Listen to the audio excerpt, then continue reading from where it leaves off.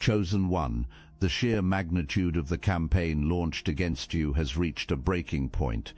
Everyone is shocked how far they went trying to take you out with zero proof, as the desperate coordination of their lies finally begins to crumble. You only wage war on what you cannot compete with, and their relentless effort to burn your character to the ground was a loud confession of your power. Before there were accusations, before there was noise, before there was a campaign, there was just a moment. A quiet, completely unremarkable moment when someone looked at you and felt something they did not expect to feel. What they felt, standing in your presence, was something they had not anticipated. They felt threatened, not because you said anything inflammatory, not because you did anything wrong, just because of how you moved through the world. The way you carried yourself without needing anyone to validate it, the way people were naturally drawn to your energy without you campaigning for their attention, the way your presence, your simple, consistent, unbothered presence, shifted the temperature in a room without you lifting a single finger. Something cracked in them right there, something small at first, barely noticeable, just a hairline fracture in the story they had been telling themselves about how things were supposed to work, about who was supposed to be the one with presence, about who was supposed to have that kind of natural authority and favor. It was not supposed to be you, not in their version of things. So that fracture quietly widened, and instead of examining it, instead of asking what it meant, instead of using it as an invitation to grow into something better, they covered it, they painted over it, and they started looking for reasons why you were the problem. Because if you were the problem, the crack was not their issue to deal with, it was yours. That is where every smear campaign begins, not with a lie, but with an insecurity that someone refuses to face. And then they go looking for a story that makes that insecurity feel justified. You became that story, not because of anything you did, but because of what you were becoming, and because of what they could already sense in you before you had even fully sensed it in yourself. You were operating from a completely different source than they were. They were running on external validation, on the energy extracted from controlling how people perceived everything around them. And you were running on something internal, something that did not need their permission to keep going, something that could not be switched off simply by changing the public narrative around you. That is a terrifying thing to encounter when your entire power structure depends on controlling perception. Because if you cannot control how someone is perceived, and that person does not need your validation to function, your leverage disappears completely. People who have built their whole world on leveraging perception over others experience a genuine identity crisis the moment they encounter someone who is immune to that leverage. You were immune, not because you were naive, but because you were anchored to something they could not reach. And that immunity, your genuine, unperformative, completely real refusal to participate in their games, was the original disruption. You broke their system just by being real inside it. They could not call you loud, so they called you cold. They could not say you were dishonest, so they said you were too private, too guarded, hard to read. They could not prove you were dangerous, so they started using language that was deliberately vague. Something about them feels off. I just do not trust them. There is something they are not telling people. That is not accusation. That is architecture. They were building a frame, and they built it out of fog on purpose, because fog is impossible to disprove. You cannot fight something feels off. You cannot present evidence against a vibe. They knew that. That was the design from the beginning. They took your actual character, the one you built through years of showing up, staying consistent, and doing the right thing even when it cost you, and they painted over it with the mess of their own projections. They treated your name like a blank canvas and filled in what they did not know with what they needed you to be, because the real you was inconvenient. The real you did not fit the story they were writing, so they built a fictional version of you and circulated it like it was documented fact. The people watching did not ask for proof. They went along with the noise, and this is the part that stings, not because people are malicious, but because a story told with enough confidence and enough emotion genuinely feels true. It feels like something you already knew. So people nodded. They repeated it. They added their own color to it, and the fog thickened into something that started to feel like a wall. Every single thing they accused you of, every vague, unverifiable, deliberately unprovable charge they put into circulation was a projection. Every accusation was a description of them, not you. And that truth runs all the way to the end of this. When it finally surfaces completely, the whole fabrication unravels at once. If you felt the truth in these words, hype this video so more chosen ones like you can see it. When the fog campaign did not finish you, when you kept showing up, kept moving, kept being exactly who you were regardless of what was being circulated, they escalated. They got closer. They got more intentional, more observant, more invested in finding the thing that would finally crack you. They studied you like a case that needed to be solved. They watched your words, your patterns, your associations, your silences, your reactions under pressure. They waited for the slip, for the contradiction, for the moment of weakness that would finally prove that the strength you carried was not real, and they found nothing. There was no contradiction, no hidden flaw, no evidence that the strength you carried was anything other than exactly what it looked like. Every time they expected you to lash out, you did not. Every time they expected you to collapse under the pressure, you did not. Every time they constructed a situation designed to expose something ugly in you, you walked through it clean. And that is precisely when the operation shifted from investigation to invention. They stop looking for evidence and start manufacturing it. Suddenly your quietness became proof of something sinister. Your consistency became too calculated. Your peace became suspicious. Your refusal to participate in their drama became manipulation. They flipped every piece of evidence of your character into a character flaw, and they did it so confidently that some people could not tell the difference between what was real and what was constructed. But here is what was quietly happening underneath all of that. Every fake charge they invented, every manufactured flaw they circulated, every sin they laid at your door, it was actually a precise description of how they themselves operated. Their projection was their confession, sitting there in plain sight for anyone paying close enough attention to read it clearly. Here is something they did not account for when they launched this thing, your refusal to engage on their terms. That was not silence in the sense that you had nothing to say. It was silence in the sense that you chose not to step onto the battlefield they had specifically constructed to disadvantage you. That choice, dignified, grounded, and absolutely maddening to them, was doing more damage to their operation than anything you could have said in response. A smear campaign only works in one of two ways.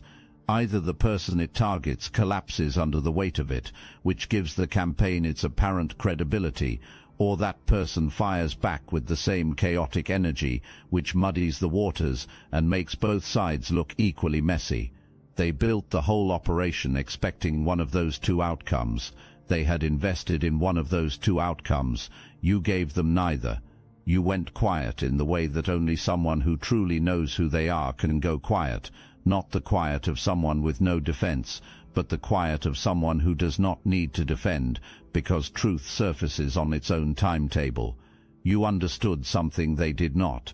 Engaging their manufactured drama on their terms would cost you far more than your reputation. It would cost you your focus, your energy, your forward momentum, and those were the exact things producing the elevation they were desperately trying to stop. So you protected your peace like it was currency, because it was. Every day you stayed on your path, while they spent their energy maintaining the campaign, was another day your life compounded in value, and theirs burned in futility. Investments compound. Burned resources do not come back. They wanted a war. You gave them a mirror, and looking into that mirror, looking at their own obsessive, evidence-free, exhausting campaign reflected back at them, is precisely what started the fractures forming inside their own circle. Chosen ones, they never expected this. And they really didn't expect us to keep talking. You've noticed it. Chosen one channels disappearing. videos pulled, voices scrubbed from the platform. The mainstream media is cracking down on us, but we will not give up our voice. And now we have something they truly can't silence. The technology used to suppress consciousness has been reverse-engineered, and Destiny Engine is the result. What was once used against humanity is now your ascension weapon. Join Destiny Engine and you're supporting your favorite channels while leveling up yourself at the same time. It's a 360 win. You can now MK Ultra yourself into 5D superpowers. Destiny Engine bypasses the conscious mind and rewrites the source code directly. Reality bends faster. Synchronicities stack. Your nervous system upgrades to a higher bandwidth. Put on headphones. Press play. That's all. For $1, you switch sides of history. Click the link in the description. The takeover is internal. One person with an insecurity is manageable. One person with an insecurity and an audience becomes a campaign. They could not do this alone, and they knew it.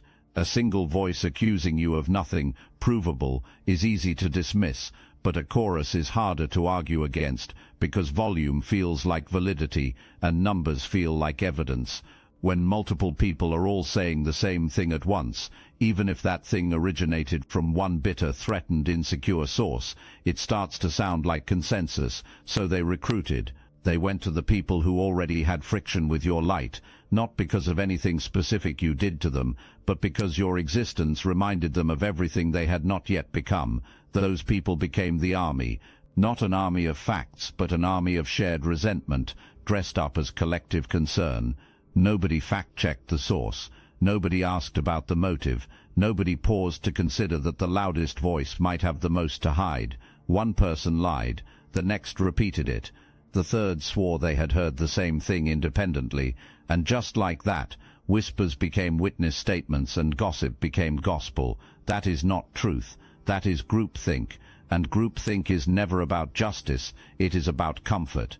It is about people who resent your elevation, finding other people who share that resentment, and mistaking collective feeling for collective fact. They require constant feeding. They need new drama, new accusations, new escalations just to stay together. Because the moment the emotion cools and people start actually thinking, they begin asking real questions. Questions like, where is the evidence? Why does the person everyone warned us about keep standing, keep moving, keep showing up whole? Why do the loudest voices in this crowd seem to be the most unstable ones? Those questions are being asked right now, and they will not stop being asked. Most of the people they recruited were not true believers. Most of them were opportunists, people who saw a crowd forming and decided that joining felt safer than standing apart. Some had unrelated grievances and found a convenient outlet for them. Some simply liked being on the inside of something, even when the inside of that something was built entirely on manufactured outrage and borrowed fury. Those people do not have the same stake as the ones who designed and launched the operation. Participation is easy when the crowd feels righteous and the energy is high. But the moment the energy starts to flatten, the moment you, the person who was supposed to be crumbling, are visibly not crumbling, doubt creeps in quietly from the edges. The architects felt that doubt spreading through the ranks, so they had to keep escalating. Every time you kept standing, they had to generate new material. Every time your consistency made the accusations look thin, they had to pile on new accusations to compensate for the thinness. Every escalation required more coordination, more energy, more careful management of who knew what version of the story and when. What they were building was never sustainable. You cannot sustain a structure built on nothing, and you're standing, simply standing, with no dramatic countermove, no orchestrated public response, was slowly forcing them to work harder and harder to maintain something that was becoming less believable with every single passing day. Some of the people they recruited started going quiet, not publicly, not dramatically, just quietly unavailable for the next conversation about you, starting to find other things to focus on, beginning to drift away from the loudest voices. because privately, in the space between what they were saying publicly and what they were actually observing, the math was starting to stop adding up. Your consistency did that. Your peace did that. Your unbothered, forward-moving, accumulating life did that. And here is what is remarkable. You were not even doing it strategically. You were just living. You were just being who you are.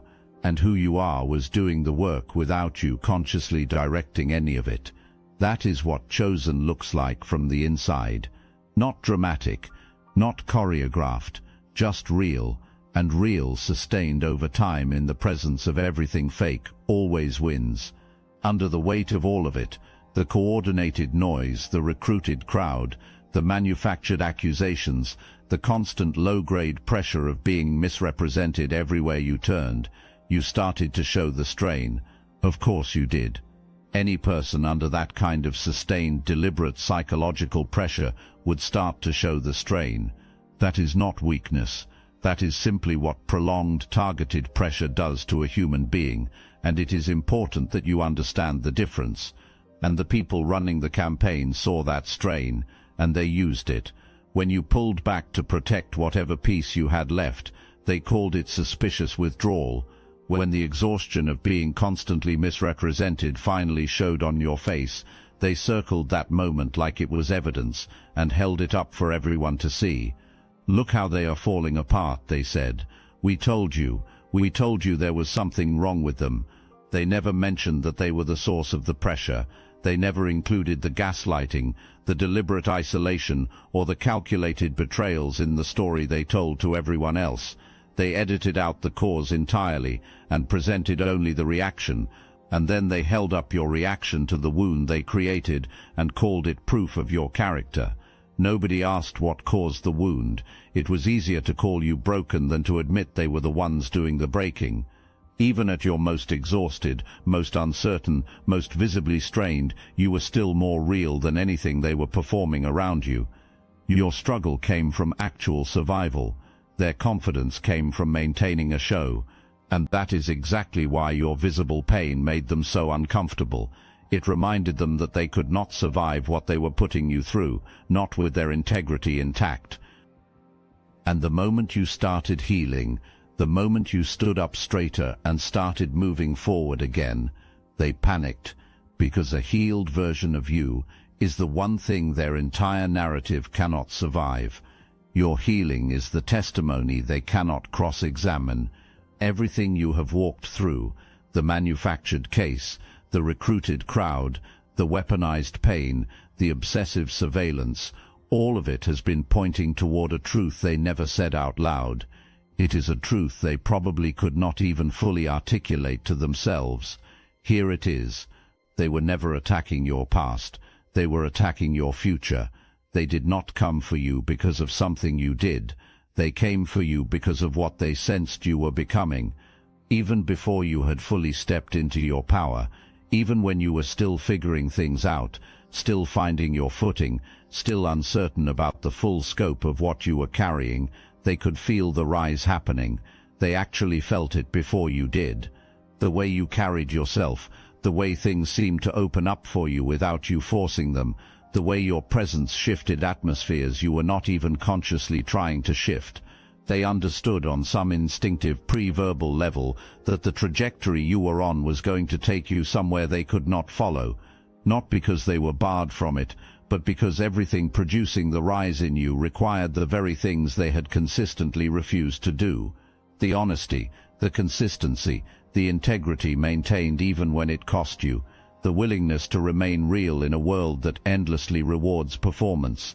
They saw where you were going, and they knew they could not go there. So the only option left in their minds was to make sure you did not get there either. Every accusation, every lie, every recruited person, every weaponized moment of your pain, it was all one thing. It was a desperate, panicked, ultimately futile attempt to beat the clock, to take you down before the trajectory became undeniable, to damage your name before your actions had the chance to speak louder than their lies. And Chosen One, they were not wrong about where you were going.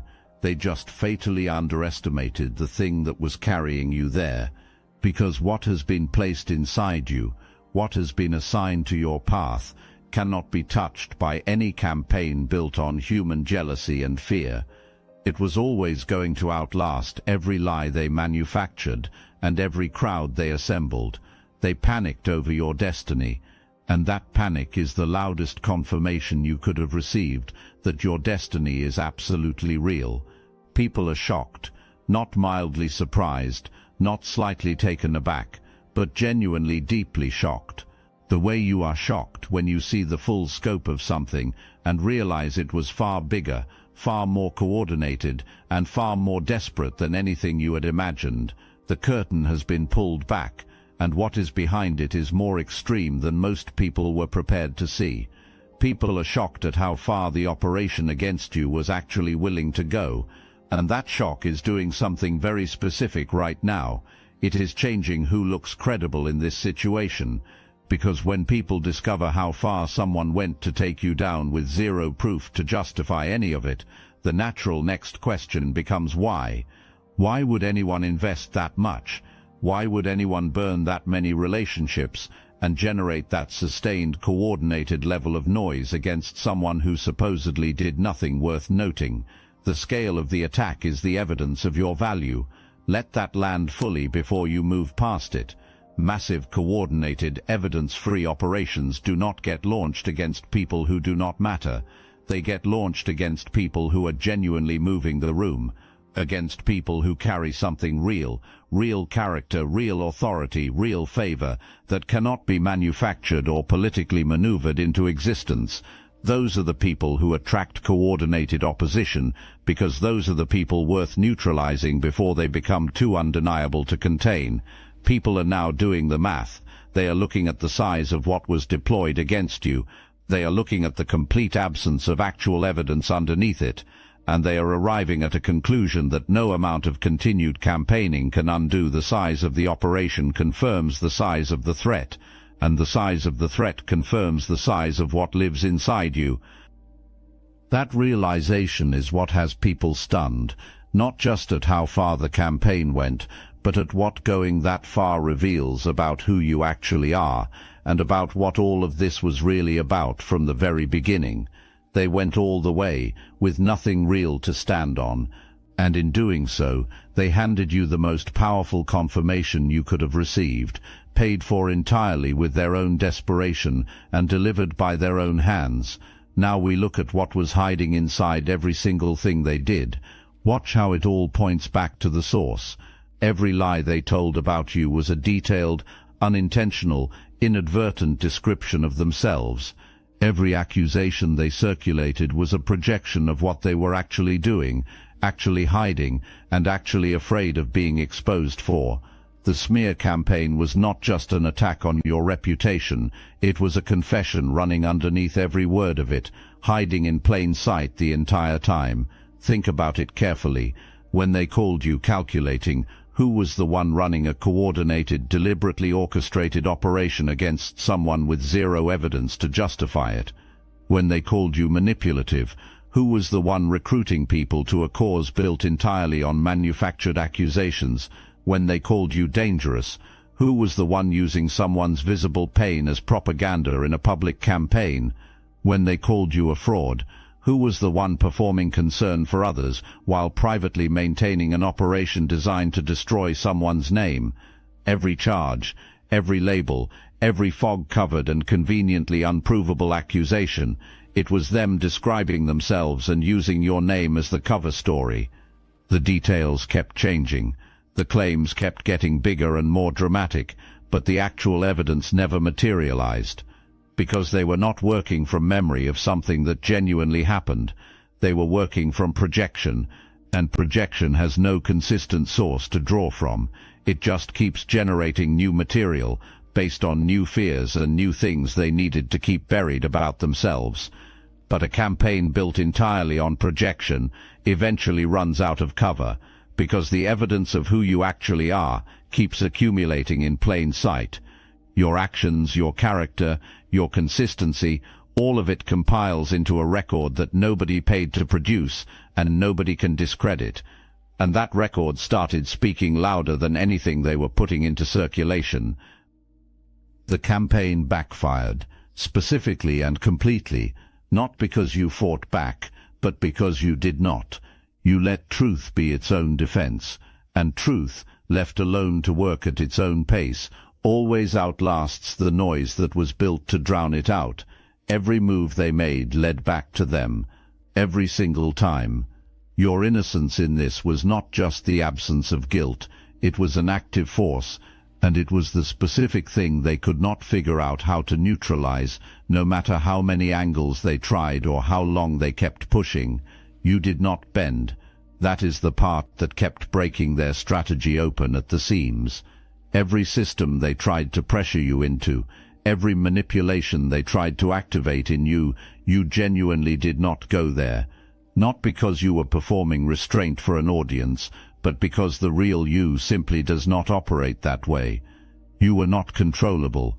You could not be guilt-tripped or socially pressured into performing a version of yourself that would make them feel safer around you. That drove them to a level of frustration that is hard to fully describe from the outside.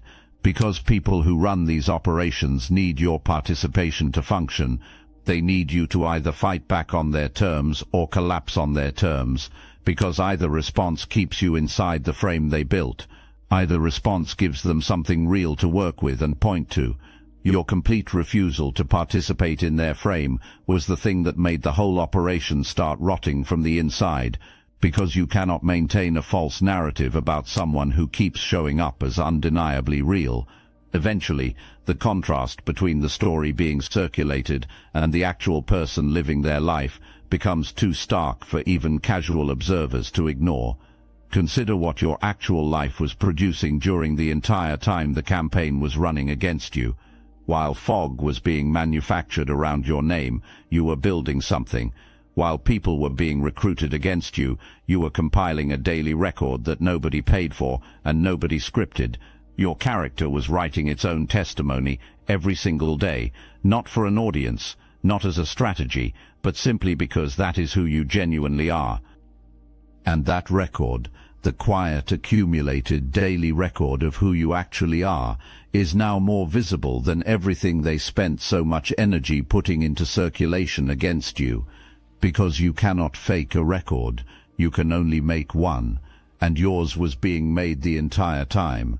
They could not destroy your innocence, they could only exhaust themselves trying, and exhausted people make mistakes, and mistakes over time become the real story that people eventually remember.